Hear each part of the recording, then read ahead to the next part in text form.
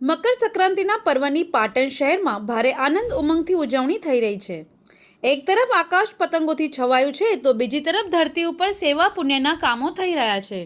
આ ઉપરાંત પાટણના રાજવી સ્માર્ટ સિદ્ધરાજ જયસિંહ સોલંકીનો 833મો નિર્વાણ દિવસ ઉત્તરાયણના દિવસે આવતો હોય તેમની પુણ્યતિથિ નિમિત્તે પાટણના બગવાડા દરવાજા ખાતે આવેલ સિદ્ધરાજ જયસિંહની પ્રતિમા ખાતે પાટણ નગરપાલિકા પ્રમુખ, નગરસેવકો, શહેરની વિવિધ સંસ્થાઓ અને રાજપૂત સમાજ દ્વારા માલ્યાર્પણ કરવામાં આવ્યું હતું।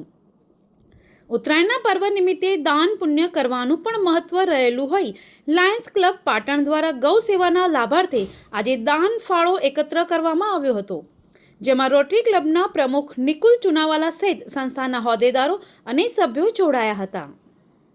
માટે આજે ઉત્તરાયણના પાવન દિવસે એક ફંડ એકત્રિત કરવા માટે બધા સૌ ભેગા થયા છે અને આજે ઉત્તરાયણ એટલે એવું કહેવાય કે જીવદયા માટેનો વિશેષ દિવસ।